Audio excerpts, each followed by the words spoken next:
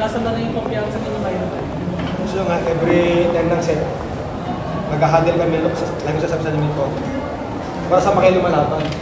Para sa pangarap natin, para ng coaches natin, para sa coaches natin, para sa pamilya natin.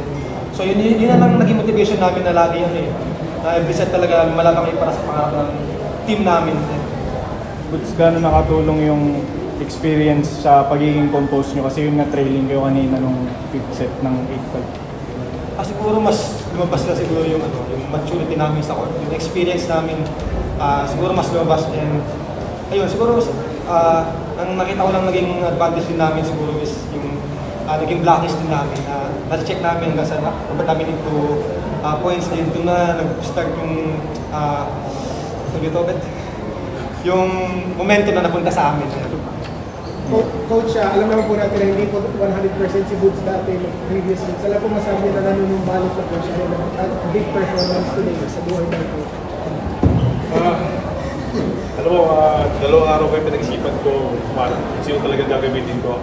Pero talaga, kanina lang talaga or gabi, because decide ko na kailangan ko lang may nagilid sa loob ng court. Hindi naman sa salita, hindi. Importante kasi yung gumagalaw din kung ano yung trabaho niya.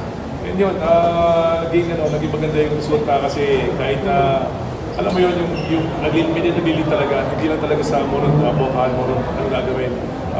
Ginagawa natin, lang trabaho niya, pupunta siya, dumidepensa siya. And yun talaga sobrang thankful ako sa performance niya ngayon kasi kahit na minita talaga, lumaban talaga. Talagang, alam mo yun, every time na titingin ako sa kanya, talagang, alam mo yun, talagang sinasabi niya po, pasok mo. Pero siyempre ako as a coach, ay naging player din. Ayaw ko naman ng-twist ng talaga. Pero kahapon, kinausap ko yung coach ko, sabi ko, kahit anong mangyari, lalaban ko. And ginawa nila lang para na maging maayos yung dalaw niya.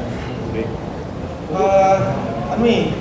Nung 5th set sabi namin, hindi pa naman tapos. Dito naman ulit tayo sa ganitong sistema, sanay tayo sa ganito. So, tsagayin lang natin na every single point, makapuntas tayo ng unti-unti lang, isa-isa lang natin hanggang sa, ayun, nagbunga lahat ng effort ng bawat sa amin. Hindi lang sa loob, pati sa labas talagang nag-cheer natin sa amin. So, ang laking impact na nakita namin yung crowd, teammates namin na talagang gusto nila makuha namin yung game. So, ayun, isa sa naging reason kung bakit kami ganun kumilos na, ayun, naging motivated masyado. So, hindi pa ako 100% kasi talagang masakit pa. And thankful ako sa commissioning coach namin at sa PT namin last Coach Cap. Na every time, kahit gabi talaga, sinatsagaan ako sa dorm na i-release yung ko and workout yung ankle ko. And ayun, sobrang thankful ako sa mga PT namin na lagi andyan para lahat kami, pag may need na kami, lahat kami talagang sinusuportahan. Talagang sinigan nila kahit sa dorm na, ayun, araw-araw, doon sila tutulog para ma-monitor yung mga sakit-sakit sa amin.